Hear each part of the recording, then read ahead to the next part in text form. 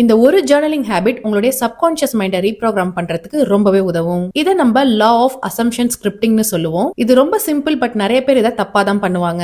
Neville Carter நமக்கு என்ன சொல்லிருக்காருன்னா, what you repeat your mind starts to believe. நீங்க எந்த விஷயத்தை அதிகமா ரிப்பீட் பண்றீங்களோ அதை உண்மைன்னு உங்க மைண்ட் எடுத்துக்கும்னு சொல்றாரு. சோ ரேண்டமா நீங்க ஜேர்னல் பண்ணாம இந்த ஒரு பவர்ஃபுல் லைனை டெய்லி ஜேர்னல் பண்ணுங்க. நான் உங்களுக்கு போன வீடியோலயே சொல்லியிருப்பேன், every day in every way I am getting better and better. இதை நீங்க டெய்லி எழுதும் பொழுது உங்களுடைய சப்கான்ஷியஸ் மைண்டை நீங்க அபண்டன்ஸ்க்கு ரீப்ரோகிராம் பண்றீங்க.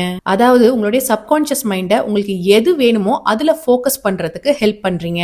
அது உங்களுக்குள்ளார ஸ்டெப் பை ஸ்டெப் ஒரு பிலீஃபை கிரியேட் பண்ணும். ஏன்னா உங்களுடைய மைண்ட் ஓவர் நைட்ல மாறாதுங்க, இது ரிப்பிட்டேஷன் மூலமா தான் சேஞ்ச் ஆகும். சோ எழுதுங்க, அதை ஃபீல் பண்ணுங்க, அதை முழுக்க முழுக்க நம்புங்க, அண்ட் அதுக்கப்புறம் உங்க லைஃப் எப்படி மாறுதுன்னு நீங்களே பாருங்க.